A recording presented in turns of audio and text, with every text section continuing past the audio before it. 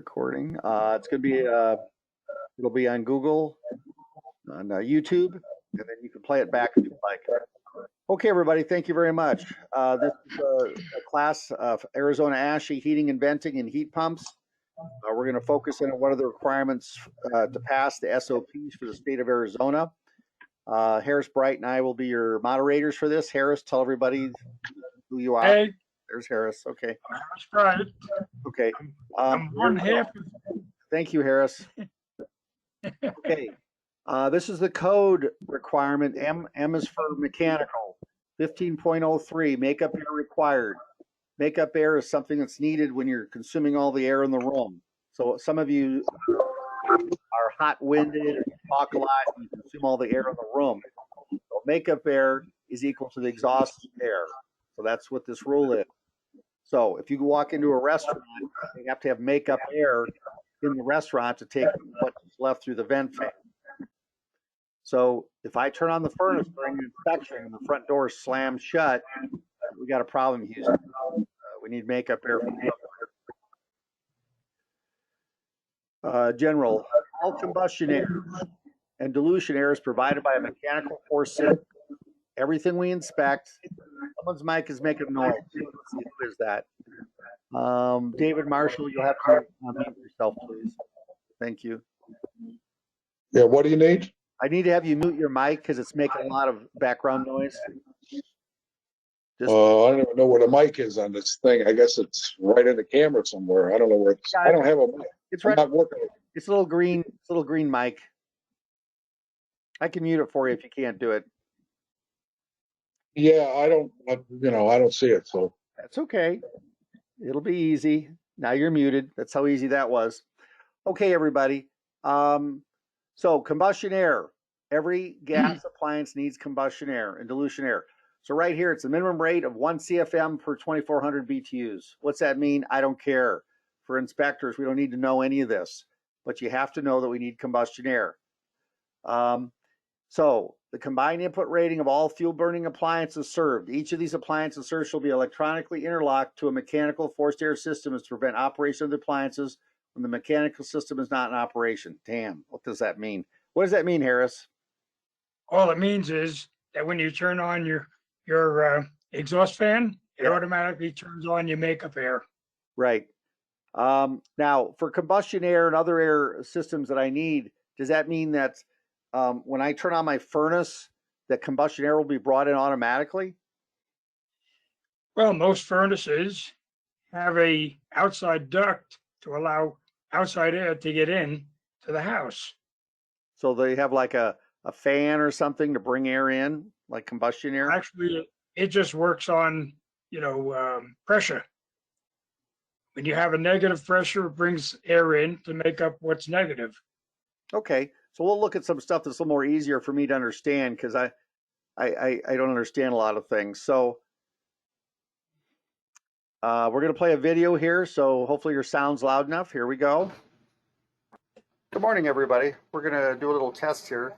We've got this louvered door at our location. We're going to put it about this close. We're going to see here it closes on its own.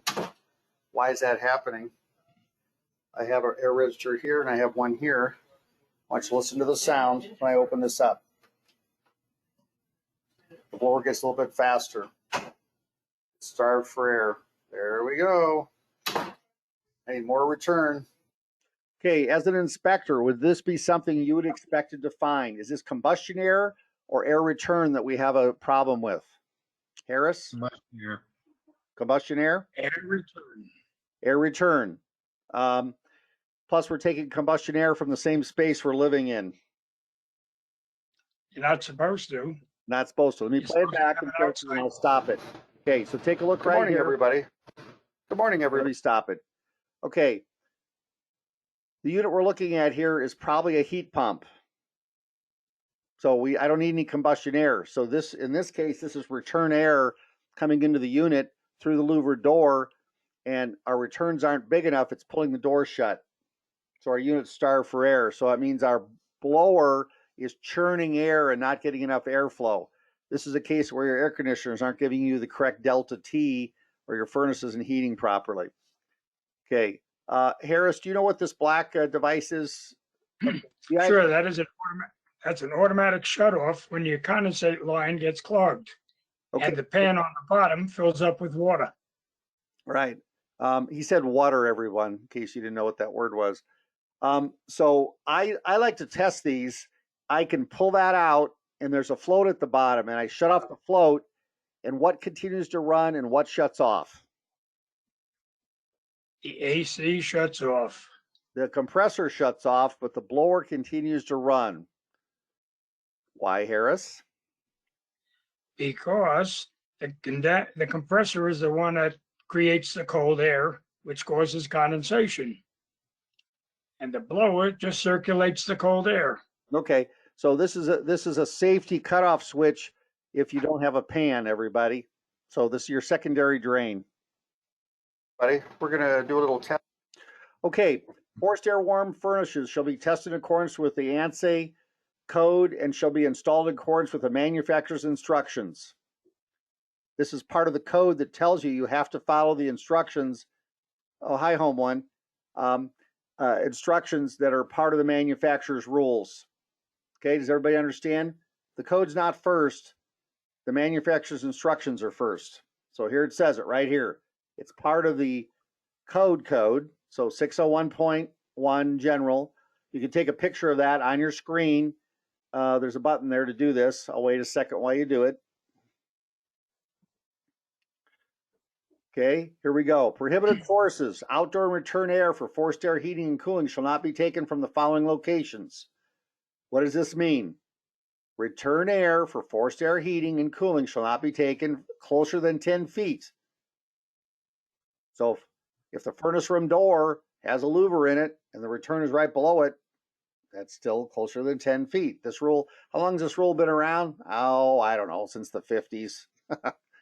Okay, it's been around since the 50s.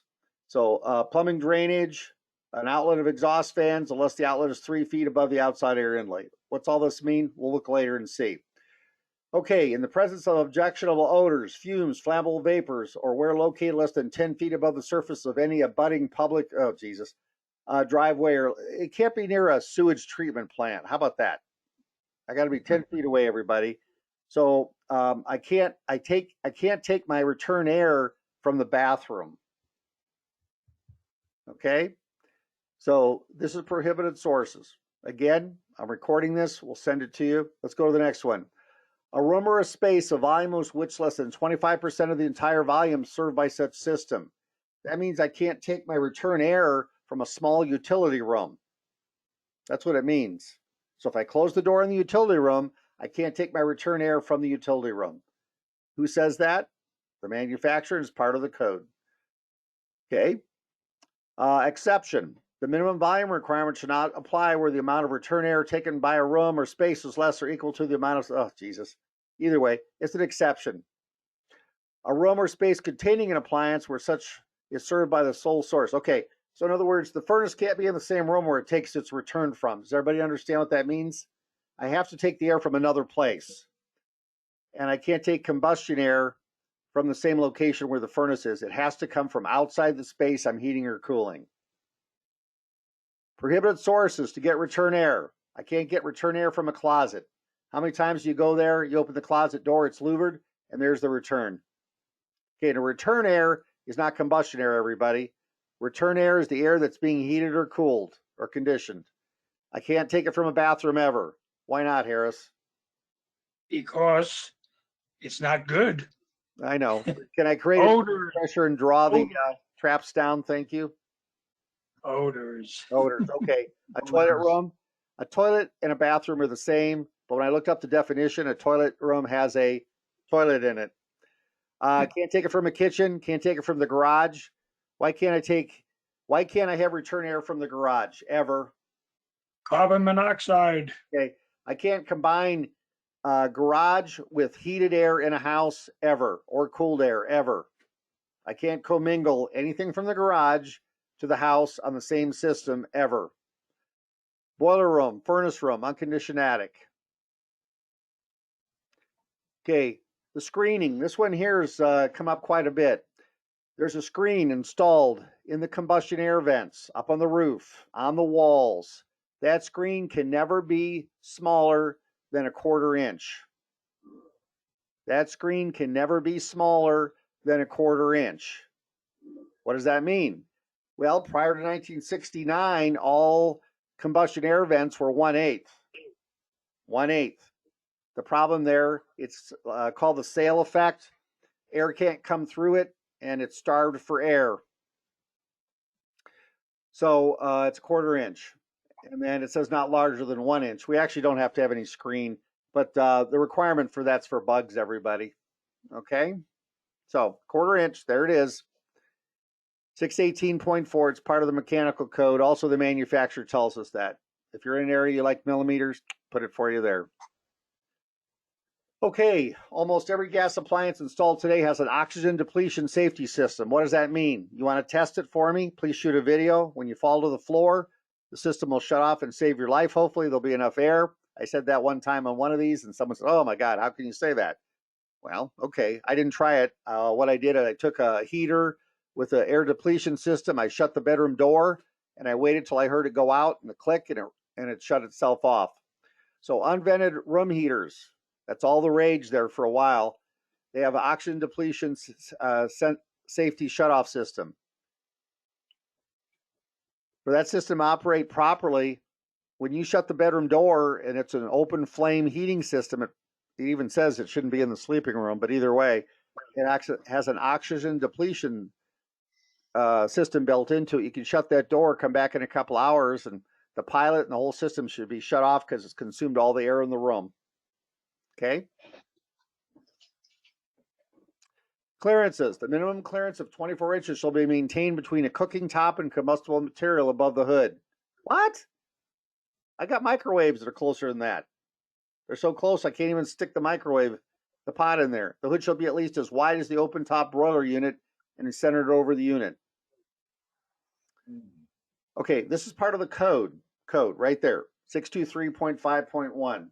The minimum clearance of 24 inches shall be maintained between the cooking top and the combustible material above the hood. The issue with this is sometimes they don't count the microwave as being combustible, even though the thing is made out of plastic. Shutoff valves. I know you always check for those. Does every gas appliance have to have a shutoff valve? The answer is yes. Yes. Yes, and it has to be somewhere where your little arms can reach it. Bloop. So shutoff valves require by section 409 serving gas-fired log lighters shall be located outside of the fire blocks, adjacent within 6 feet and in the same room. Oh, no way, in the same room. Okay, so you know how many of these you go to, and it's in the cabinet on the other side of the wall. It says it right here. That's never been allowed, everybody. So you'll have some of these gas logs where the valve's inside the fireplace. You got to reach your arm in there and turn it on and off. Those are wrong. Does everybody write those up? Nod your heads. Yes, thank you. Okay. If you have someone who doesn't believe in it, just call the gas company. They'll come out and write it up for you. Anything else to add, Harris? Was that now? Anything else to add on this one? Nope. Nope. Okay. Covered it. Connecting appliances, except as required. Appliances shall be connected to the piping system by one of the following. Aha. Okay. They're called connectors, everybody. Okay. Rigid metal pipe and fittings. Okay. This is the connection of the gas appliance to the gas system. Rigid metallic pipe and fittings. Does that mean not plastic? That's what it means. Not plastic. Corrugated stainless steel tubing, CSST, were installed in accordance with the manufacturer's instructions. CSST, most of you are writing that up because it doesn't have the bonding for the older system, and you need bonding. Harris, why do we need bonding? Prevent an explosion. Is that bad? All piping must be mechanically connected to the electrical system, so it can't have any current on it. Okay, you talk about bonding back to force? Yes. Yes, okay. Semi-rigid metallic tubing and metallic fittings. Length shall not exceed 6 feet. Okay, Harris, what does that mean? Semi-rigid is flexible. Okay, but I can't have like two flex lines attached together and make it 8 or 9 feet? connector? Nope, 6 feet is the max. Okay. And shall be located entirely in the same room as the appliance. Semi-rigid metallic tubing shall not enter the motor-operated appliance through an unprotected knockout opening. What? That means flex line shall not be inside the furnace. That's what it means. Okay, so I'm going to go back here. There's the rule right here. So when you got these dudes, sorry, anybody, you got the furnace guy whining about it. It's part of the International Gas Code. It's part of, I don't know, there's 3 or 4 different codes. But either way, it says it right here. And they say, well, I can do it because my granddaddy did it. But it says right here, it's not to do it. Okay? Unprotected knockout. Now, some people say, So unprotected means it has to have a plastic bushing. yeah, plastic bushing. But either way, on the semi-metallic, let's call it a connector, it says right there, it shall not be inside the furnace. So if you read the label, listed label, it says that on the label, everybody. Okay, listed on label appliance. Connectors, here's where we talked about it. Number 4. Again, we're recording this tonight, and if you have questions, just chirp up and ask a question. Again, it's back to the manufacturer's installation instructions located entirely in the same room as the appliance. A connector cannot go through a wall, through a cabinet, into another location. The only thing that can do that is a rigid pipe. Listed and labeled disconnect devices using are listed and labeled. Okay. Listed and labeled quick disconnect can be used. A listed and labeled convenience outlet. Listed and labeled outdoor appliance with the ANSI gas code in accordance with the manufacturer's instructions. You know, it's really hard to believe, but I started reading these instructions and it tells you exactly what they allow. That's the crazy part about it. So a lot of times I go, damn, it tells us not to do that. And we're doing it anyway. Okay, there's this gas hose, number 4, listed outdoor gas hose connections used to connect portable outdoor appliances. What's that? Like a cooker, a heater, a stove, barbecues. Should only in the outdoor area where the appliance is used, it should be used to the gas piping supply with a shutoff valve. A quick listed disconnect or a gas convenience outlet. A union shall be installed between the appliance and the appliance shutoff valve. Okay, a lot of people don't understand what that means. Every gas appliance connector. Okay, whose mic is on? Okay, I'm going to fix that. Hold on. I did. There we go. That solved that issue. He went away from his computer, and yet they're talking in the background. Okay, a union shall be installed between the appliance and shutoff valve. Every connector has a union on it, everyone. So it's not like the old gas appliances where you can't have a union inside the furnace ever. Okay, vertical clearance above a cooking top. Household cooking appliances have a vertical clearance above the cooktop of not less than 30 inches to combustible material and metal cabinets. The minimum clearance of 24 inches is permitted where one of the following is installed. The underside of the combustible or cooktop is protected with not less than insulating millboard covered with sheet metal. Come on, what are they, on drugs? A metal ventilating hood constructed of sheet metal, not less than something. Yeah. Somebody got a question? No. Yeah, I had to disconnect your mic, home one, because I could hear you talking. Sorry about that. Had a technical difficulty there. Yeah, so that's why I muted your mic, because we can hear you talking anywhere you're standing in your room. I was saying how good you were, but Yes, thank you. A listed cooking appliance or microwave installed over the appliance and compliance with the terms of manufacturer's instructions for upper appliances. Okay, this number 3, this one drives me crazy. That microwave is made out of plastic, and sometimes you'll put it on a cabinet that's 15 inches, and by the time you put the microwave in there and you measure it, you got 12 inches of space. And the microwave is red hot when you turn on the stove. It just makes it, that upper cabinet has to be 12 inches or less, not 15 inches. But it's telling you here, I have to have a vertical, here's the code, 623.7. Okay, everybody? So you're writing these things up and you're going, where is that rule? Where did it come from? Well, it came out of thin air called the mechanical code. There it is. Okay, now all of you have seen these. These are Duravents. These are these flexible metal vents. They're installed. They're type B, B for Bravo. They're rated as a double wall pipe. This one says it's 12 inches in length. It has to go in the direction of the flow, right up here on the right. Do you see the arrow? There's an arrow on them. I can't believe it. It's telling me which way it has to be installed.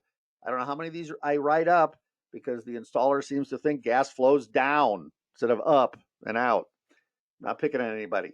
It says here the minimum clearance to combustibles is 1 inch. Damn, you're telling me type B vent is 1 inch? Yes, it's been that way forever. It also says it's listed as a chimney gas liner. What? Yes, as a chimney gas liner. What does that mean? If I'm going to vent a furnace, I can run it up an unlined chimney out to the outside instead of dead ending it into a chimney like we're doing here in Arizona. It says here to be installed in a masonry chimney where there is a minimum clearance of 0 inches between the combustible materials and the chimney exterior. What? That's right, 0. This product can be installed inside an unlined chimney to vent the furnace or water heater up through the roof through the top of the chimney. It says it right there. I'm reading it. So when it's not installed properly, I have to write it up. So install and use only in accordance with Duravent installation and maintenance instructions. Now, it's written right on here, everybody. It has an arrow. Can you see my arrow when I'm pointing at the screen? Is there a white arrow there? Yes, yes. Okay, there's a white arrow. Okay, it has to go in that direction. That's what it says. Okay, here it is again. And this is interlock. See, right up here at the top. See this? Interlock. Now, if you look really closely, and you can zoom in, you can hit plus and minus. If you notice, that's lint on that connector right there. Why would there be air going up through the double wall type B vent that's covered in lint? Well, because that type B vent allows some airflow in there. But if we look here at the Ameriflex gas vent connector, my God, there's another arrow on there. Are you telling me that has to slope that way? Yes. It's also telling me 1 inch minimum air to combustible material. Do not enclose or pass through walls, ceilings, or floors. What the hell are you talking about? Are you telling me this Ameriflex can't go into a concealed space? Yes, that's what I'm telling you. It says it right there. Do not enclose or pass through walls, ceilings, or floors. Ameriflex, here it is at the bottom. That flexible material can't enter any concealed space. Who makes me the expert? They do, right there. Okay? Install and use in accordance with Ameriflex. Now, I got different brands here. It says it's listed. Okay, now, that's a vent fan, a vent hood. Does it matter what that vent is, Harris? That's exactly what it is, an exhaust fan. That's an exhaust fan. And it's 8 inches in diameter, so it must push a lot of air through there, huh? Supposedly. Yeah. The problem is the vent hood is a non-vented hood. So the air is coming up through the hood. It's not hooked up to that vent. Well, in this case, I'm not testing it. I would have tested it so you could see that. Okay, is that connector okay, Harris? No, it's not. Why? Because it has to look like... I don't know if it's the wrong way. Yeah, it's the wrong way. Thank you. See this connector at the end here that's part of the system? Let me go back. They cut it off. This vent is for a dryer. It is not for a gas flue, everyone. This vent is for a dryer, not a gas flue. Amerivent and any of the vents that are required to fit on these can't be modified by chopping them up with a pair of cutting them up. So bad. Okay, so if we take a look at this thing, some of you don't allow these flex things. These are dielectric. See these brass nuts here? Those are dielectric. Here's a little nipple sticking up. It's iron. So between the iron and the copper is my brass dielectric. Here's my pressure relief valve. We're going to look at that and see if it's rated at 150 PSI. And I don't know what the temperature is, 210. 210 degrees. 210, okay. And then and then this drain comes off the top here. Okay, Harris, is that flex vent okay?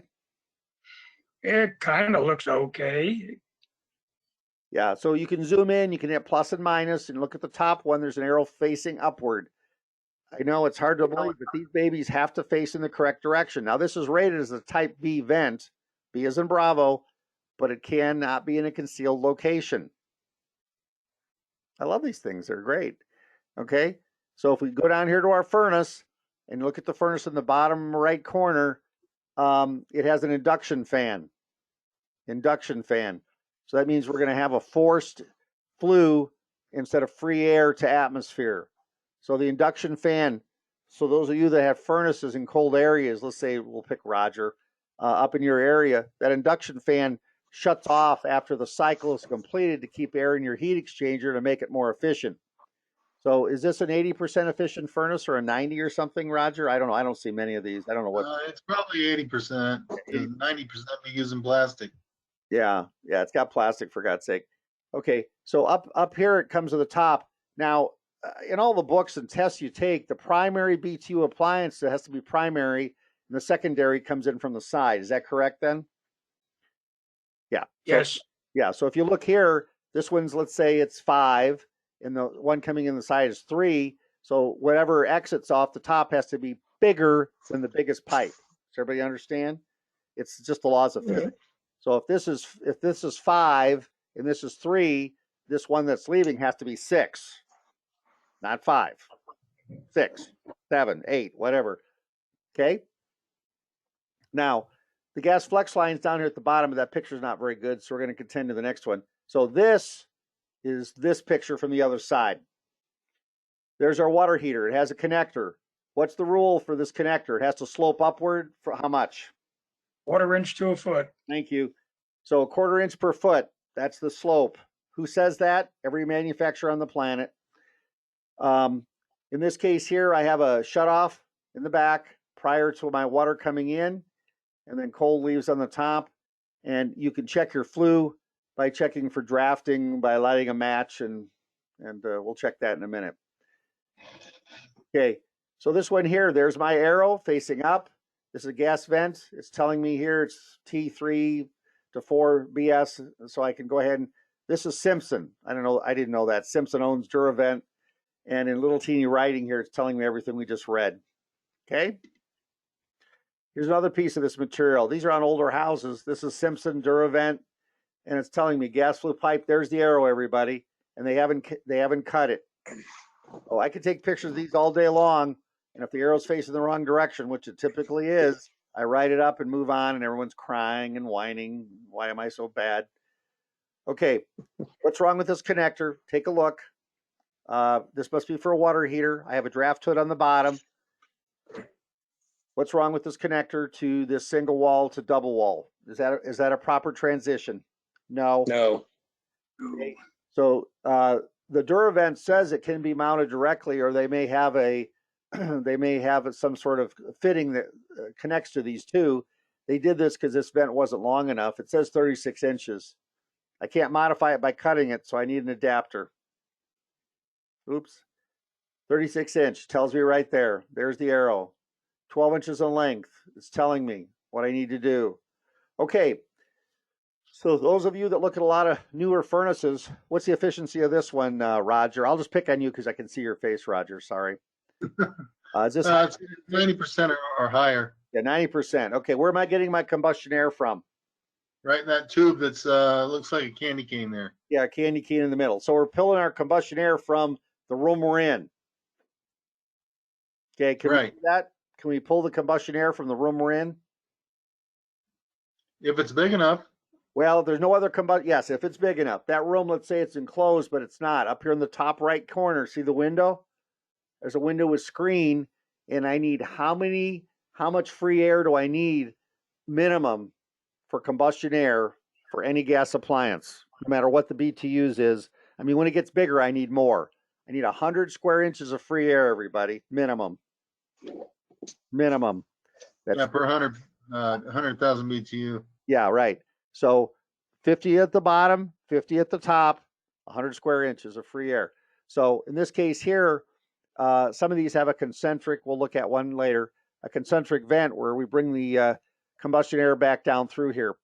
Do you have any clue what this red little device is plugged into the front of the ductwork might be? Automatic safety control of some Yeah. type? Yeah, whatever it is, I don't know. We'll look at it in a minute.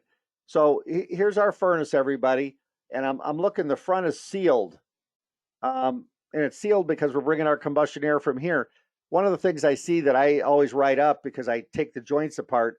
None of the joints seem to be glued together. Aren't they required to have some sort of like primer and glue on them, or you just stick them together under friction? You check those up there, Roger? No, I never have. Well, here's our chance. Okay. So PVC is supposed to be glued together, everybody here today. Purple primer first to make the pipe sort of gooey, and then some sort of glue to glue it together. So whenever I'm here, I always tap on this and it comes apart at these fittings, and everyone goes, "Oh, why'd you do that?" Well, in case it falls apart when it's running, so we don't kill everybody. So let's get out our glue can and fix it. Okay. So the way this is functioning, go to the right. There's a plenum here to the right above the thing that says 2017. That's my cold air, cold air coming down through my, what's that thing? Flex boot there, Harris? Yes, that's a flexible boot, Okay, where that flex boot is, what should I have across that junction? a bond wire. Okay, everybody, I need a bond wire jumper. I have to bond all metal. Why do I need that, Harris? It connects all metal parts, so it can't conduct electric. Okay, has that been required since like the 50s? It's been required forever. Forever, everyone. Yeah. So when you see it, you're like astounded. You don't see it anymore because no one's trained. And when you write it up, no one's inspecting these systems, I'll have to tell you. So the inspector shows up. He doesn't even know what he's looking at. He just says, "Oh, looks like you did a great job," because he expects the installer to do it. So when you write up the bonding wire is missing, it's been in the code forever. It's there for safety. Up here, I have this little box. Humidifier, probably. Controller Yes, somewhere. Okay, so I'm going to come down here. Let's follow my arrow down. That's the path of air. Air comes through here, goes through the heat exchanger up here, and it goes into the ductwork. Here's my flex boot, and off it goes up into the house. This house has two air returns, one on the left, one on the right, to bring my air up so I can have proper air circulation. I need the same air leaving as the same air that's coming in. In this one here, I'm missing something right here on the left-hand side. Harris, what am I missing? Sediment trap. Sediment trap. Sediment trap. Sediment trap. That's required as close as possible to the unit, but not inside the unit. The valve has to be a valve that can be operated without a tool, meaning by your fingers. It used to be the valves you had to put a wrench on them, they snap off, and that was the end of it. All these valves have them written on it, gas approved. It's stamped right on them. So now they're putting a color on them. So blue is for water and red is for gas. And they're right on them. So when they say water on them, I have to write them up and everybody's sad. As I look at this pipe here, the pipes have to get bigger as I get away from the furnace. Pipes have to be bigger as I get away from the furnace. And then they get smaller as I come towards the furnace. So this furnace here looks like it has 1/2-inch gas. Most of those are probably that way. Up in your area where you have higher BT units, Roger, is the gas ever bigger, like 3/4? No. Okay, it's 1/2-inch. So we'll look at some of those and we'll figure out why. Gas water heater over here to the left. I have a PVC plastic.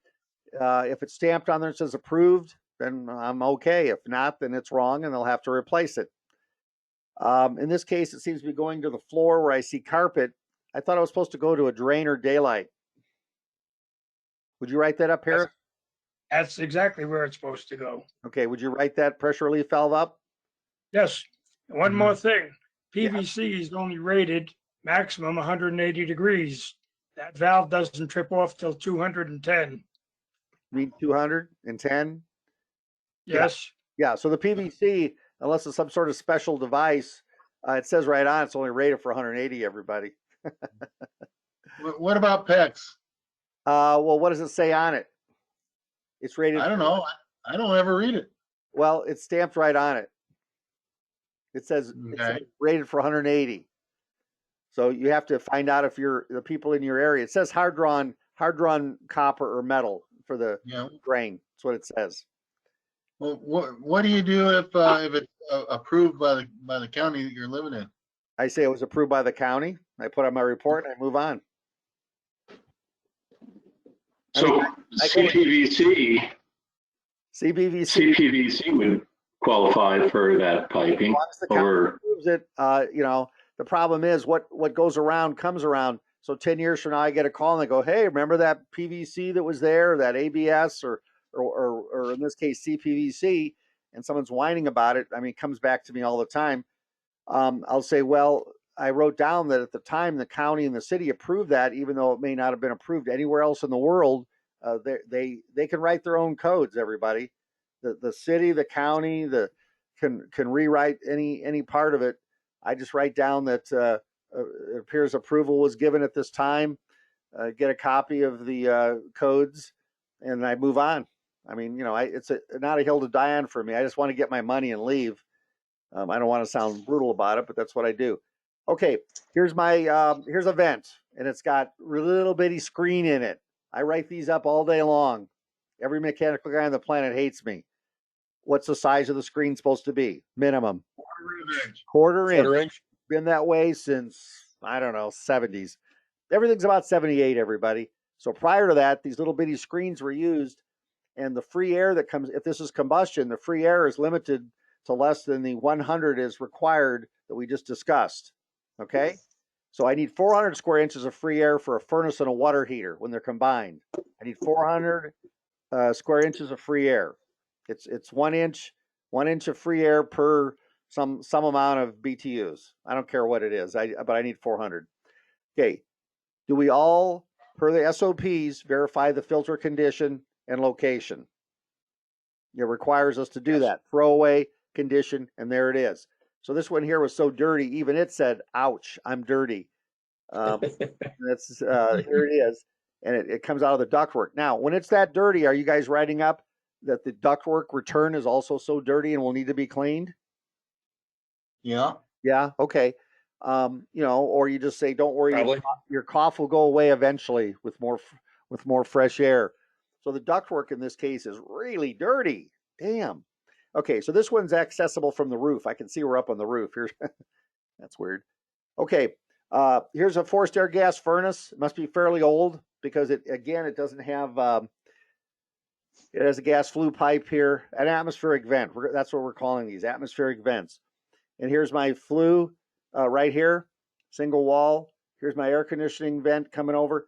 Look back here. Here's an SRU receptacle. Harris, what does that mean? SRU is a fused receptacle for the furnace. Why? Well, UL tests the unit with a fuse, and every electrician must put a fuse in place before they hook up a furnace because UL tested it that way. Okay.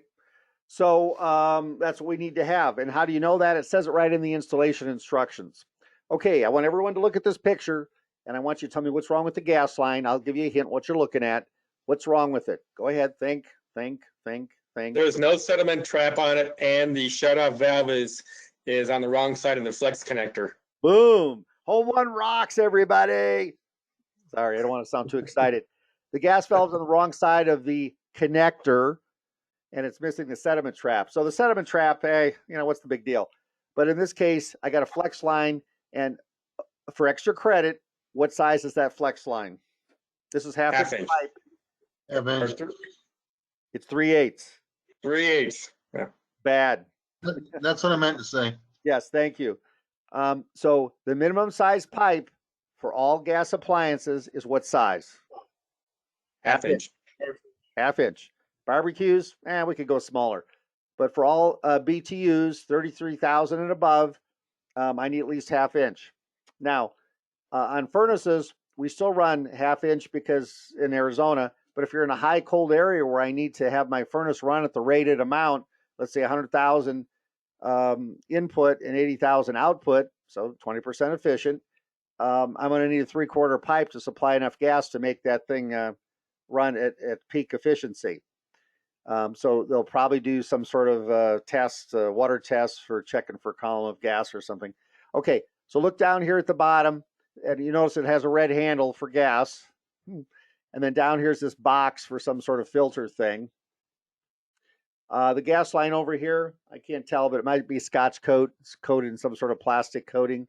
And then the gas line is rusty. Wait a minute. I thought black pipe can't be rusty. Well, black pipe rusts. So a lot of times we'll just put that in the report. We'll say black gas lines rust. What's the big deal, you know? And then we'll just move on. Okay, so here we're looking at the combustion air and air relief. So combustion air is going to go to 12 inches from the floor, and air relief is going to be 12 inches from the ceiling. So there'll be a vent like this on the ceiling, and it ends 12 inches below the ceiling, and another one goes down to the floor. If you look with your mirror up inside of it, you'll see this mesh up here to keep the birds from falling out of it. And that mesh has to be what size? 1/4 inch. 1/4 inch, you know, come on. So 1/4 inches seems to be everything. I think they do it on purpose so we don't have to memorize new amounts, everyone.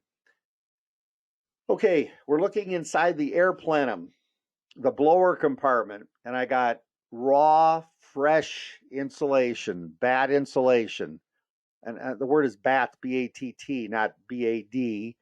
And it's raw, loose, friable insulation. When the installer installs this, they must wear eye protection, gloves, and a jacket or something so it doesn't itch their little faces. But is it okay? And a mask. Huh? And a mask. Oh, a respirator. I forgot that one. Okay. So, but I'm putting it inside the blower compartment, and it must be okay in there. Nope. Okay. No. So all of you are Needs to be probably, removed or covered up. okay. So all of you are going to write this up, and it's inside there. So I find this on new construction all the time, and they start crying, and I'm going, well, I don't care. Just let your client call you in a couple of years when that cough is worse.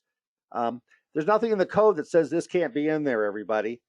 There's nothing that says you can't jump in front of a car and get run over. That's not the way the code works. It says the insulation that's in that area cannot be friable in nature. Okay? So the manufacturer doesn't say, I can't install this there. It says this insulation shall be installed in spaces where it's enclosed. That's what it says. Okay? So again, the builders say, well, it doesn't say I can't put it in a cold air return. Well, it doesn't say you can't eat it either. Come on. That's still wrong. Okay, so you look inside on your blower compartment, and I have dirt on the motor. The fins on the motor are covered with dirt also. This is a direct drive blower. It's a 2-speed motor for the furnace. Now, a lot of the new ones are variable speed, but if you look down there, that red thing in the bottom, I don't know what that is. Oh, that's not red. I'm looking through the cold air return into the next room from the furnace. See, that's the lighting into the next space. But look how dirty that is. Damn. Okay, this one's out of focus, but I liked it because it told me something I shouldn't be doing. They put a solid piece of pipe inside this is the repair after I told them it was wrong. So they made it longer. See, before that flex line fit inside the furnace right there. That's where the connector was. And they said, well, that's bad. So instead of getting a longer pipe, he said, I'll show you. So they got a can of pipe dope and they put the pipe dope on there and extended this out with a nipple. And then they used your connector here, and then they put your connector. And I said, well, that's good. That's nice to know, but you still don't have your sediment trap. And I could have hit a pin drop. Okay, so here's your manifold down below here. How many BTUs is this furnace? I see 4. Probably 100. How much? 100. 100. So the old furnaces, the new ones are a little bit different, but there are 25,000 BTUs per burner. Okay, so does this maybe have flame rollout? Right here. See this red wire? There's a flame rollout right here. There's another one over here somewhere. This has hot surface ignition. Oh, right here. Actually, it doesn't. Sorry. Right here. Sparker, piezoelectric. But here's my adapter to reset. Let's go Okay. Now, I see this on a lot of units. A lot of you don't realize it tells you what to do to keep these traps primed. When I tell I tell people what to do, they all look at me and go, "How do you know all this?" Well, I read it. It's right there on the front of your air conditioner, your furnace. So it's telling you what you have to do to keep your drain. It should be cleaned at regular intervals, and it shows you pouring some surfactant, surface activating agent, down this drain. And everyone in this, well, some of you probably haven't, but most of you use some today, and maybe used some yesterday. Personally, you used it, and you say, "What is a surface activating agent?" It's called soap. So dish soap, if you look at what it says on it, it says surfactant. So you mix a little bit up with warm water and you pour it down in through there, and it makes this all slimy and it makes it drain better. This thing that's number B, the black thing, that's your float that shuts this thing off. Okay. Okay, we're looking inside the furnace, and some of you say, I can't tell how old things are. Well, I guess you can't read. Okay, manufacture date. Furnaces are pretty easy. I love these things. You just look in there, it tells me the date, 2010. Well, what's the big deal? Okay, I don't even care how big they are because I'm in Tucson, but there's a bunch of numbers here. Anybody know what these numbers mean in the serial number? I don't know what any of them mean. Doesn't matter. So it's telling me here it's a category 1. I don't care. I mean, I look at some of these reports and the things people write down, I'm going, who cares? But right down here it says electric, 115 volts, 60 hertz, single phase. Harris, what the hell? Yes. What the hell does 60 hertz mean? Okay, 60 hertz is 60 cycles per second. Why do I? That means that when it changes direction from plus to minus 60 times a second. That's So, called alternating current. oh, for alternating current. Okay. I thought we used to have 50 hertz originally. Well, certain areas have 50 to 60, and it can go higher. It can go to 120 cycles. It can also go to 25 cycles, You're depending digressing. on the application. Go back, Harris. Go back. You're digressing. Okay. I want to know why we care. It was changed from 50 to 60. Why? Well, that's the speed of the motor. I know. Speed of the motor changes by the cycles. Okay. So sometimes you see these artifacts on screens and stuff. So did it change it because it's less hum, or it makes it clearer? I mean, what does the hertz have to do with anything? 50 cycles is slower than 60 cycles. Ah, The okay. motor turns faster at 60, slower at 50. Okay, great. And so it says here that the electric, whatever it is, only draws 9.5 amps. Huh, cool. At 60 cycles. At 60 cycles. That's cool. And then down at the bottom here, I didn't really get a good picture of what it says here under BTUs, so we'll skip that. But either way, this is Ream. There's the date. I think we have pack rats. I put this in here for everyone from Phoenix and Tucson, so you get used to this. How much farther do we have to go? Are we done now? Finished. And Yeah, we're done. Okay. The inspection's over. Write it up and move on. Yeah, thank you. Thank you. Okay, so this has electronic ignition. So when I see this yellow cable here, or orange, or whatever color that is, we've gone from piezoelectric to hot surface ignition on outside units. So there we go. Okay, this baby's been yellow tagged. I can see it from here. I must have been moving pretty fast. This is out of focus. But either way, it's yellow tagged. When I have a yellow tag, that's usually from the furnace. But here's a big pipe coming out. Here's a T. Here's a flex line, for God's sake, doing something. And another pipe. I have all these pipes running around in circles, and it's yellow tagged. I wish the gas company would just tell me what they didn't like. Well, they didn't like the fact there's no shutoff valve. That's what it looks like to me, and there's no sediment trap. Okay? So my problem is when you guys take a picture, can you please take a picture that I can tell what it is? I have no clue. I saw the yellow tag, and I said, well. One more thing. Huh? You can't use flex pipe to connect two pieces of pipe to continue the gas service. Yeah, if that's what's wrong from here, that's what it looks like to me. Okay, one filter is not good enough, so two is better. So if you look here, there's one filter here and another filter here, and they're both sucked up against the blower. They kept telling me how bad that the air conditioner was, and they were going to replace it. But this is a case where the filter fits inside the space, and they didn't clip it in, so it's still bad. all furnaces have to have a dead man switch. Look right up here where I'm circling it right here. See this switch? When I open that baby up, so I never open up a furnace unless it's running. So I can test this. I can also test the rest of the system. So the furnace has to be on. And that way, when I put the cover back on, it'll start back up so I can verify it's functioning before I walk away. Furnace has to be on. Now, this blower and switch are the same thing for the air conditioner. Okay, we're taking a look in here. This diaphragm up here. Anybody have a clue what this thing does on the left? It's a pressure switch. It shuts off this blower. There's a pressure issue dealing with the flue up above. This is my induction fan. It has to run. This shuts on and off depending on whether I want to keep heat inside the heat exchanger to make it more efficient. Right down here where I'm pointing with these two, these are flame rollout sensors. You can push them and reset them. You can save yourself $100 by resetting them. Each side of that connector is hot though. What does that mean? It's energized. Harris, I took a volt stick the other day and they were 120 volts. Yes. Weird. And because it's in an enclosure, it's supposed to be okay to put it like that. Sure. Said from an electrician. But either way, so in this case here, I don't have any these burner things. They're not burners. What are they called? Jets. Jets. Okay. And so here's my manifold out here at the back. And these things just atomize the gas and shove it into that hole there. And then it heats up a very thin heat exchanger. We don't see many of these crack because they usually are just so bad when they fall apart. But they're not like the old furnaces where you made a blast furnace and then prayed the thing didn't stop running. Okay. This looks weird when you first look at it and then you focus. This is the insulation board inside the furnace in the blower compartment, and they squirt this glue on there. I'm finding these things sucked off and into the blower all the time. So I'll open up the blower compartment where the filter goes, and this thing's been sucked into the, and I'm going, when was the last time you checked your filter?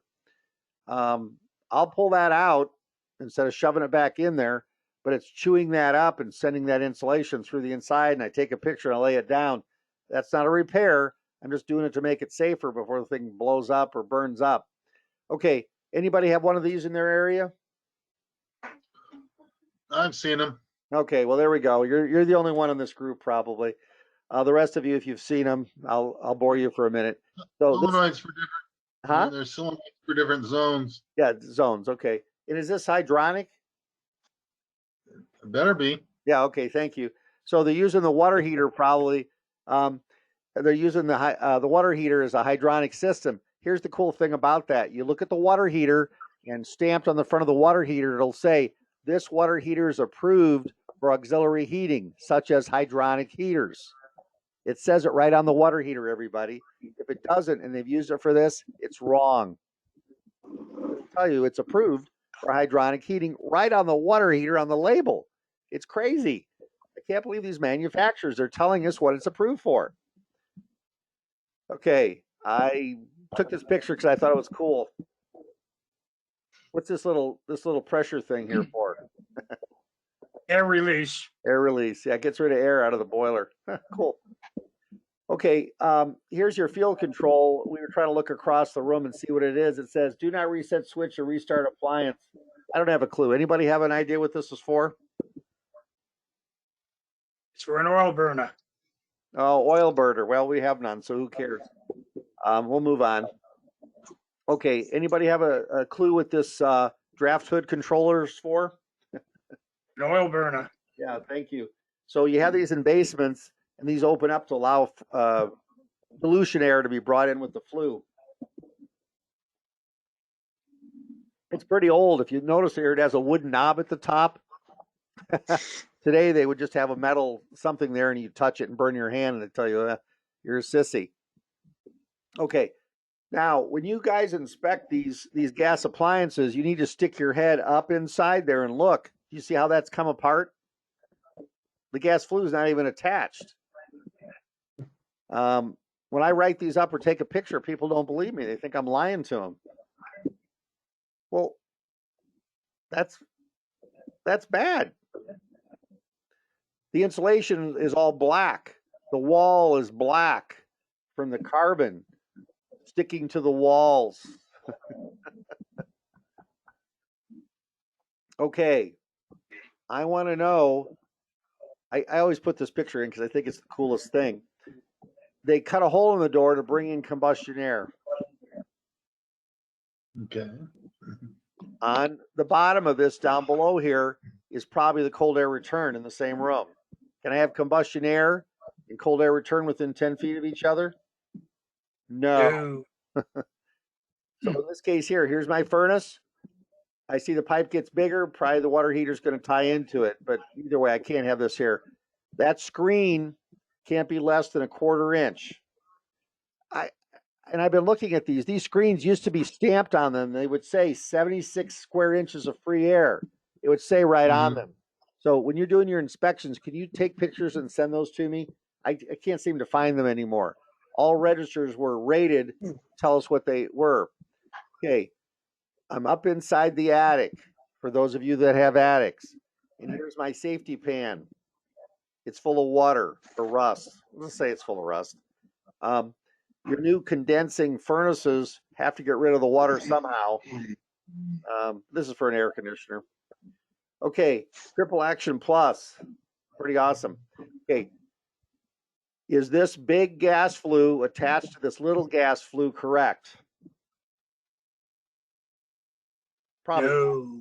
If I looked at the furnace installation guide, it'll say I have to have so many feet of gas flue away from the unit before I make it big.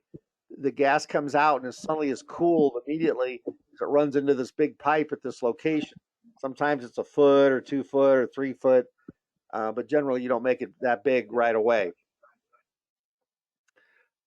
They put a connector here, and I'm not sure if this is a connector, but tape is not a physical connector, everybody. And then a screw, typically on your connections, 1 or 2, maybe 3 screws are required. The manufacturer tells you that. On your condensing type furnaces, we got to get rid of that moisture or humidity somewhere, or let's say an air conditioner. In this case, we're venting this to the P-trap maybe. It's hard to tell from this picture. Again, this picture could be above or back. I don't know. I don't know where it's going, but either way, it's got to be before the trap so we don't have sewer gas back into the building. Can I attach the drain for the furnace or the air conditioner directly to a sewer vent ever? No. Okay, this is pretty cool. I'm looking up through that vent. See that vent? That's asbestos transite. See, that's what it looks like inside. Cool. And that's what it looks like outside. So my question is, where did this metal pipe come from on the roof?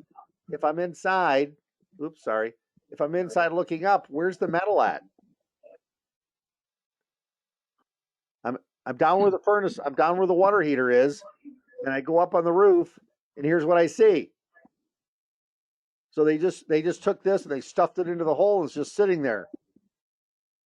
So I wrote it up and when I know Yeah. Wrong picture. so picky. Okay, what's wrong with this one? Look at the fittings.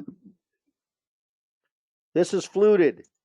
In other words, they make this so it'll fit together. I used a magic marker on it because I want to know if they really fixed it, because I don't know about you guys. I can't remember after I come back a week later, did they fix it or not? I can't tell. So here's my connector.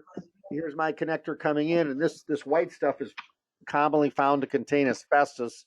Has anyone actually ever sent this in and had it verified that it is asbestos? No? Maybe we should do that. That seems neat. But we keep writing it up. I've been writing it up for like 30 years now, and I should probably get it tested once and see if it really has asbestos in it. You say it has. So here's some screws. But either way, I wrote this up. The connector's bad. It's not stuck together. This fan thing here was on fire. See the flames? The soot coming out and the soot here. And I says, I'm not turning that on because this has been on fire. Would anyone turn this on? No. Probably not. I mean, why would I turn it on to prove it doesn't work? Or it does work. Hey, it still works. That's what I usually hear when I turn these on. Thank you. Okay, now look at the gas line on the left coming out of the wall. When it comes out of the wall, it comes out, it looks like maybe 3/4 or 1 inch. Immediately reduces down with a bell reducer to 1/2 inch. Okay. And then my T here looks like it's 3/4, 3/4. And it reduces to 1/2 inch. Is that an okay? Can I do that? 3/4 and then to 1/2. Yes. I can do that. Then I come over here. I got my flex line before my little flipper thing here. And then I got a T. And then I got the sediment trap coming down. The sediment trap has to be how long? Minimum 3 inches. 6 inches. 3 inches. 3 inches? Okay, I'll accept that. I really don't care. I Long. just wrote them up last week. Yeah, there we go. Thank you. Let's write that baby up. Okay, so I write that up. It has to be a right turn, everybody. I say right turn, and everyone says, "Oh, who says it's a right turn?" Nobody says it. It doesn't say right turn, but there's a picture in the code book, but it doesn't say how it's to be installed. I have to go over this over and over again with these guys, but either way. So I call it the Indiana Jones. Indiana Jones starts here at the top and he tries to jump sideways. He doesn't make it. He falls down into that little hole there. When I say that to the installers, they'll go, "Oh yeah, Indiana Jones, okay." And so that's what I call that. So right down here is my dead man switch. Every blower door has to have one that's working, not taped over. I never check the furnace unless it's running. I turn on the thermostat. I go down. Then I remove the cover. When I remove the cover, everything shuts down to check the safety devices. Are we required per our SOPs to check all safety devices? Thermocouples, vent, safety switches. Sure. Yeah. So when AKA automatic safety controls. automatic safety controls is part of the SOPs. Yeah. So I remove the cover. Boom. This metal plate in the back, this is sort of weird. That's for a dryer vent. It's one of these adjustable dryer vents. What bothers me about this, it goes into the air plenum where the furnace is pulling air from. The dryer is pulling air from there or pushing air. I'm not sure. It goes up and then goes through the wall. So I wrote that up too. Okay. So these type of units don't have a safety pan, but we usually like to see one of these three up here to put some sort of safety float switch. Okay, is that sediment trap installed properly? Yes. Yes. Okay. Now, one of the things is covered in rust. Every time the gas company comes, they soap it up like crazy. And I'll look at the floor, and the floor is covered with slime because everyone's using surfactant on this. Okay. What are they trying to do to that furnace room there? Are we getting, is that a cold air return or is that combustion air and air relief? That's Combustion air and air relief. They're trying to get combustion air and makeup air to make the water heater work. There it is. We're bringing it from the room. Can I bring for a water heater combustion air for a water heater from the space you're living in? Yes. Yes. Yeah. All day. Yeah. But I can't bring air for a furnace from the air I'm living in. Bad. So if that's a furnace, that's bad. Now, if I look at this louver on the door and the screen is only 1/8 inch, it's wrong already. Okay, so I got close enough, and this one tells me here it's 56 square inches of free air, FA. Free air. It says it right on, stamped right on it. I love it. Okay, so this is adequate for a water heater, but not adequate for a furnace. A water heater is 33,000 BTUs roughly, and a furnace is 100,000. So I need more air. Okay, when you do your inspection of your gas flue, if it's wrapped with tape, I don't know, you gonna poke at it and see? I didn't have to poke at it, this already had a hole in it. These elbows are coming apart, they're falling apart all the time. If you notice, but that's not the problem. Besides this open space, where am I at? Look where I am. Am I in the attic? Right here. I'm in the attic. Looks like it. Oh, sorry. Looks like it. I'm pointing like I'm there. I'm in the attic, everybody. Can I have single wall flue pipe ever in an attic? No. That's the problem. Okay, the double wall is up here at the top. Look at the top of the picture. So they ran the gas flue pipe up through the ceiling. There's ductwork in the background at the bottom of the picture.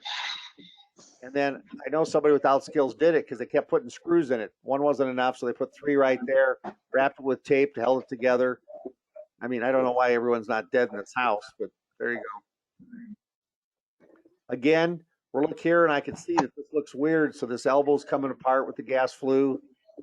I mean, right now you should be checking these things to make sure they're okay. Okay, how many of you turn this on and take a picture showing you turned it on? I mean, it's digital. Not really good, Vic. I'll tell you. I'm really upset, man. You do what? You know, a couple of days ago when you did that condo, Oh, yes, they always say that. I gotta turn this down because I'm on a thing over here. Yeah, okay. So you take a look here. I had to go up and check to make sure that thing wasn't going. The fucking breaker was off in the sub panel. Yeah, I know the name of those breakers too. Well, I have a couple of those in my house. I'm recording this, so please try to keep the language a little And down. then I look stupid because I go over there and I tell them the same thing. Yeah, Because it was beyond me to think you would possibly miss a breaker off. I couldn't even imagine that. right. Well, that's why you take a picture showing it's working when you're there. So take a look up here at the top. It's a really good picture. Apparently not, because the guy come over to flip it on, everything was running fine. Yeah. This is so fucking embarrassing. It's beyond I'm belief. I mean, this is recording. one of the guys at the big office for the Keller Williams. Mute him. I Mute can't him. have this kind Yeah, of I'm gonna stuff. have to mute him. I don't know if he's Jesus talking. Christ. We look like a Yeah. couple of dodos. Mute him. Okay, I muted him. Okay, here we go. Have another drink. Here we go. Okay, now I want to know why that big black pipe there in a circle is there. What's the rule for potable water versus vents? Do I have to have a gap equal to what size of what? What is it? 1 inch. 1 inch gap. Yeah, it's 1 inch, and that 1 inch is based on the diameter of the pipe. I don't know why they just don't say 1 inch, but either way, it's some rule. Like if the pipe is 3/4, it's a certain distance, and if it's 1 inch, it's a certain distance, and if it's something else, it's a certain distance. But either way, so one is correct and one's not because it's sticking down into the pipe. So if you make this bigger, like a bell, so if any of you are doing inspections in Marana right now, the pressure relief valve is supposed to not go directly outside. It goes into some little bell reducer, and the pressure relief valve goes in the top of it with a 1 inch gap. I want to be there when that baby blows off and sprays water all over the room. Okay, so this is wrong. They have to lift it up. Now, it's PVC. Do you see the purple primer everywhere? Mhm. Purple primer. Okay. In the background here, here's a AAR vent. See the thing that says Charlotte right here? Charlotte pipe. So you follow to the bottom. I have a sanitary tee, sand tee. I have a little elbow and it comes up, and then my pipe right here. Okay, my trap arm length can't be over what length? My trap arm length can't be over what length in depth? 30 inches. Yeah, it's a 30-inch rule. So right now I'm doing these things called sewer smell PU things. And so I'm going to bathrooms where the smell is there. We measure it with a tape measure, and the trap arm length is 36, 48 inches. And when the water goes down the pipe, it draws the trap dry, and then sewer smell comes into the house. So that's why in your utility room, your pipe length is to the top of the water, the washer, and then the drain is 8 inches off the floor, so you're still within that 30-inch rule. Okay, this is the gas valve that all of you are writing up as bad, right? Just nod your heads if you are doing that. Yes, okay. So this gas valve is bad. Now, a lot of plumbers aren't removing these. That's the problem. So right here, see this nut on the end? You tighten that nut to stop it from leaking. So it's built like a wedge, and they used grease in there like they used to use on the wagon trains when they greased up an old wheel. The valve on the left here is where you'd put the wrench on, and these damn things would snap off all the time. Now, this is in an old house from the 50s, and if you look and see the block here, this is a brick house, but I see block. So this is called partition block. It's block under the plaster on the inside and brick on the outside. So it's double masonry. This pipe at the very bottom, they've sleeved the gas line, but it's going through a concrete slab. They've sleeved the line. It used to be very common to run the gas under the slab. Bad. Okay, I looked up at the ceiling in here, and the ceiling is black.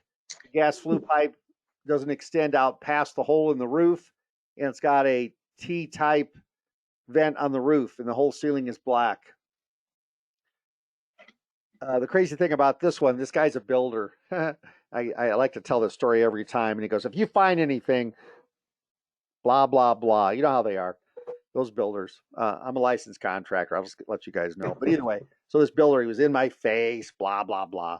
And then his wife is telling me how their baby's sick, and they've had a cold, and they don't understand why they're not feeling well, and it hasn't been that cold.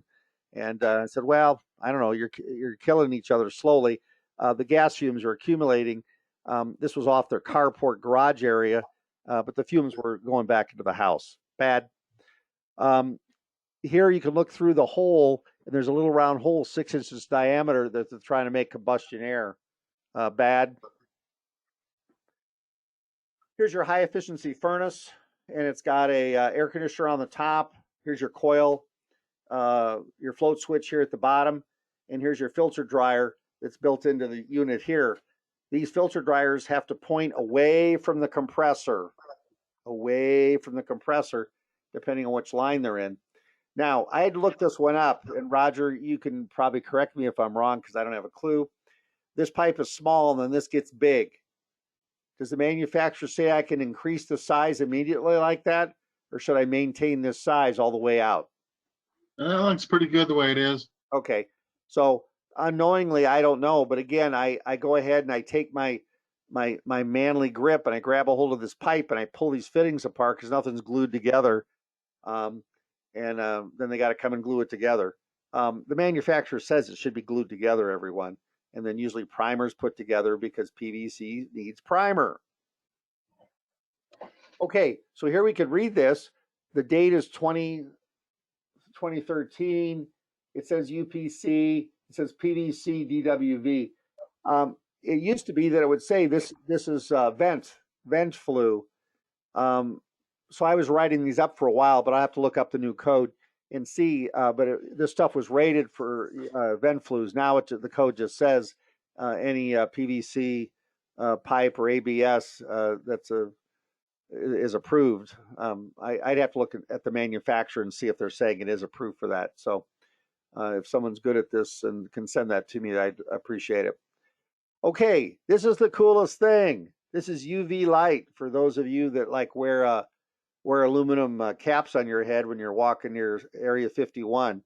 But this is UV light. I don't know, anybody have one of these or see these at all ever? You're seeing them all the high-end stuff now, but the UV light's supposed to take care of, in all the sci-fi movies, they walk through UV light and then the creature comes out of their stomach later. But either way, this is way beyond my level. So I just said, yeah, there's a light there. It's, have someone come and look at it and tell me what it does. And when they do, tell me if it's working properly. They said, hey, I like your attitude. So, okay. This one here, some of you that have had, never mind. Either way, here's a tie strip right here. And you can see they tie strip the on-off switch because it has a little short in it. I wanted to drop this off here and check it, but it's still bad. So this is why I have the units running when I pull the door off to verify they're functioning, because I can only remember so many things, everyone. You can only remember so many things. Okay, for extra credit, there's a bed in here. What's wrong? Got a furnace inside the bedroom. I know. I have a furnace in here. I put this on the internet last year, and I must have had 300 or 400 people yelling and screaming at me, saying I'm the devil. And I just put a picture on here. Come on. And somebody said, well, maybe the furnace isn't in there. I don't care. write it up and have someone look at it. You know, the thing is, guys, I don't care what's in there at the moment. Write it up. And can I have a furnace or a water heater directly opening into a sleeping room? No. They say, well, if it's a gasketed door and approved, well, if you could find me a company that's going to make a door to fit that, thank you. Either way, so we know that this room is probably in a mobile home, and there's the window for the bedroom. It's the only window in the bedroom. They had to jump through that window, hop on the bed, run out of this room, and go. So we wrote down all of that. Okay, everyone was mad. So that room is actually an addition, right? That's an addition on the outside of the mobile home. Yes, and then I had to write down were permits obtained for this trailer addition, which I know there aren't, but I have to protect myself in case 10 years down the line I'm still doing inspections. International one pipe. I don't know. I took this picture of this big metal thing, and then said, "This reminds me when I put coal in the furnace before I left for school." Okay. This one was illegal. This was a legal case. The city of Tucson was being sued because some inspector, none of you are on this call, okay? Because this inspector inspected this for the city of Tucson for a house that the city was buying, and then the new person that bought it, can I have a flex line inside of a furnace? And that's how mobile homes do it all the time. Yeah. The answer is still no, everyone. All the time. Yeah, I know. It's still no. So I went and I took the furnace, found the model number, and right there on the picture, it has a big X with a circle, you know, Wakanda forever. And it says, a gas flex line shall never be installed inside the furnace. It must be rigid pipe. And everyone went, okay, we're going to pay this. We're going to pay. And that was the end of it. But you see this all the time because it's so easy to do. Okay. So again, there's no drip loop, sediment trap, and the flex line inside of it. So I wrote it up and I was mean. Okay. So this thing here, you have to light it with a match. See this long thing? You put a match on it and come up here and open some little door and stuff it in there. Okay. So this is a picture from one of those little booklets you usually find when they install the furnace and it's laying on the floor there. They have it piled up with all their garbage. And I'll open it up and say, God, look at this. It's right here. It tells you how to install it. And they go, what do you mean? Whatever. Okay. So the water heater is up on a pedestal. So this installation must be in a garage, huh? Yep, garage. So water heater draft hood, increase, water connector. They're showing me I can increase this. B-line, total vent height. So there is a rule about total vent height. We don't care. We're not in an area where we're going 40 feet. So I really don't care right now. Ceiling support, fire stop. I don't know. Some of you'll see it or you won't. I got to have some sort of little V-shaped thing up here that, what do you call it? Roof jack? Yep. Storm collar. And then the all-important UL listed vent cap approved by the manufacturer for the appliance that we're talking about. Okay. So if I come down here, here's the fan. Here's the furnace. They're showing in the picture that this thing is level. Is that right? No. Nope. No. Again, I'm not picking engineers. Let's call this person the CAD drawer. They draw it incorrectly. I hate this. And then you got to deal with it. Okay. Any questions about furnaces? We're going to go to heat pumps. Unless you have some other questions about furnaces. Any questions? Nope. Okay. Let me drag this puppy over here. Here we go. And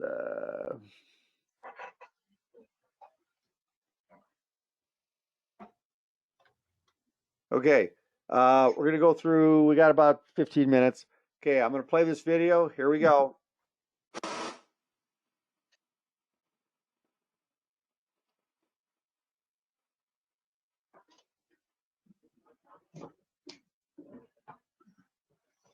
Okay. What's happening here? Backdraft? We have back. Soot on top of it? Yeah. So first of all, we see soot here, everybody.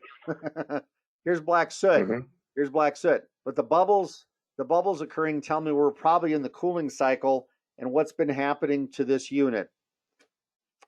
Lack of airflow. The coils are freezing.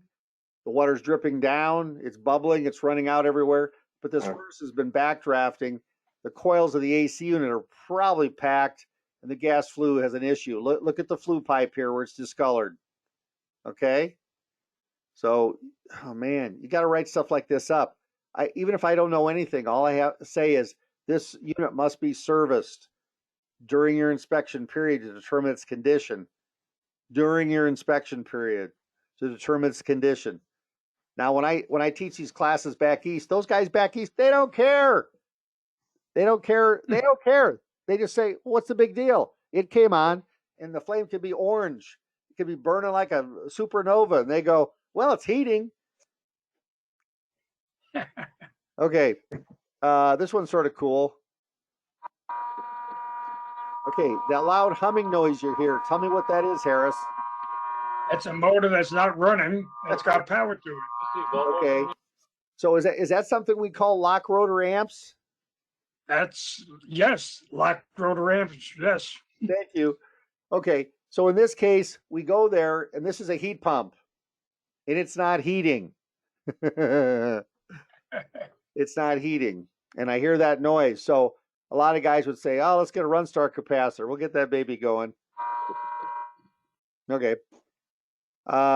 This one here is a 12 series unit. How old is this thing? 98. Yeah, it needs to be replaced. That's what it needs. So I took a video to see how the blades are like inconsistently running. Okay, this one here we already know needs to be repaired. It has an auxiliary motor laying there for it, ready to go. That's a heat pump. The motor they've replaced with the new motor isn't functioning.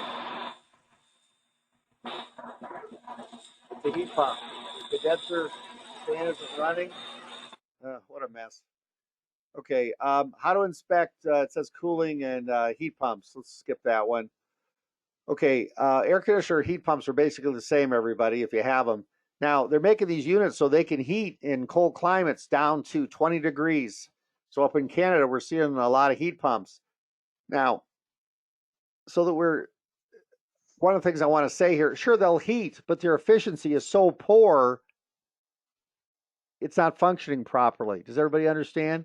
It's where someone says, sure, it heats, but the problem is the efficiency is so poor, it just isn't heating very well. Okay? If there's no heat left in the air, there's no heat. That's what a heat pump needs. Okay, now for our heating and heat pumps and furnaces, we're not required to inspect air cleaning or sanitizing devices. If you see one, instead of relying on this, I put down right on my report in that section, I didn't inspect this. It's right there. That way they don't have to think about it later. I don't have to determine the cooling adequacy or distribution balance. Okay, let's start over on that one. I walk into the house and there's a space heater in every room. Is the furnace working properly? No. Probably not. Or maybe they're just, pansies and they need space heaters. But when a complaint comes into the state and they send me the pictures, I'm going, well, I see the space heater. It's in the picture. Okay, we're not supposed to inspect cooling units that are installed in the windows. Well, if it's in the only bedroom window, you did inspect it because you said, what about it? It blocks the only egress window in the bedroom. Egress. So you are inspecting it. Write it up and move on. Okay. Hey, Brick, what about those units that are installed? The same unit you can put in a window, but it's installed in the wall. Yeah, well, then I don't have to inspect it, and I say so. Where does it say that in the standards? You don't have to inspect it. Right here. Inspect units that are not permanently installed or that are installed in windows. Well, Okay, but what? It's in a wall. I know. What he's doing That's is because we The reason I'm seeing this, I had a debate with a client. I went ahead and tested it, but to make him happy. But Yeah. Well, That's because we do central heating cooling systems, not wall systems. yeah, but it's Okay. nothing. And I hear Yeah, what but- Roger's saying. I still go Yes. over and I take a picture of everybody and I say, I turn this on as a courtesy, but these type of units cannot be inspected for their longevity and their function. And then it'll be a window unit that's installed in the wall, and I'll say this unit is not designed to be installed in a wall, even though it's stuffed through a wall. And how do you know? Those louvers are buried in the wall. Right. So that's what I do. I write But those up.